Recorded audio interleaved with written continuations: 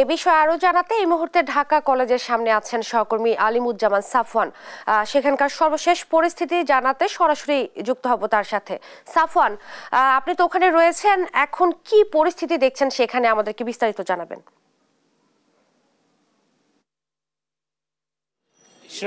সকাল থেকে আমরা ঢাকা কলেজ, ঢাকা বিশ্ববিদ্যালয়, নীলক্ষেত, সায়েন্স ল্যাব সহ এর যে আশেপাশে এলাকাগুলো রয়েছে সেসব এলাকায় আমরা ঘুরে দেখেছি।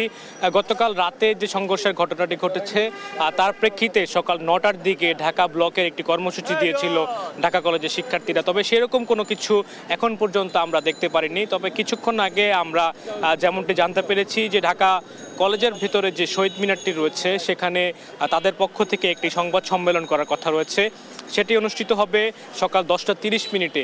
তো শিক্ষার্থীরা ঢাকা কলেজের ভিতরে অবস্থান করছেন এবং তাদের যে শহীদ মিনার এলাকা রয়েছে সেখানে শিক্ষার্থীদেরকে আমরা দেখতে পেরেছি এবং সেখান থেকে হয়তো আজকের যে কর্মসূচিটি রয়েছে সেটি হয়তো তারা ঘোষণা করবে। তবে এই মুহূর্তে আমরা যে ঢাকা কলেজের বাইরে অবস্থান করছি এবং গতকাল রাতে এই যে আশেপাশে এলাকাটি রয়েছে সেটি কিন্তু এক প্রকার রণক্ষেত্রের রূপ নেয়। ঢাকা কলেজ এবং ঢাকা বিশ্ববিদ্যালয়ের শিক্ষার্থীদের মধ্যে দফায় দফায় ধাওয়া পাল্টা দেওয়ার ঘটনা ঘটে। এতে কিন্তু বেশ কয়েকজন আহত হয়েছে।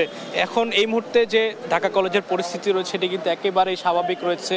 সংবাদকর্মীরা রয়েছেন এখানে, ঢাকা কলেজের শিক্ষার্থীরাও রয়েছেন, ভেতরে তারা অবস্থান করছেন এবং যে নীলক্ষেত সায়েন্স ল্যাবের যেই সড়কটি রয়েছে সেটি দিয়ে কিন্তু স্বাভাবিকভাবে আসলে যানবাহন চলাচল করছে এবং সকাল থেকেই কোনো ধরনের যানজট এখানে সৃষ্টি হয়নি। তবে ঢাকা কলেজের গেটে এই মুহূর্তে কিছু উৎসুক জনতা রয়েছেন, তারা পরিস্থিতি দেখার জন্য এখানে এসেছেন।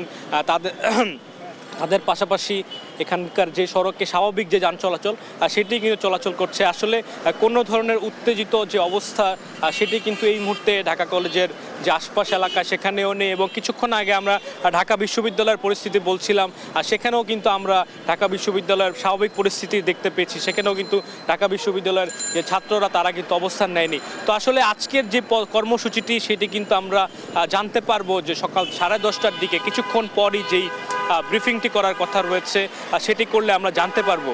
তো এই মুহূর্তে আসলে ঢাকা কলেজের সামনে থেকে এই ছিল সর্বশেষ পরিস্থিতি। ইশরাত, ধন্যবাদ আপনাকে।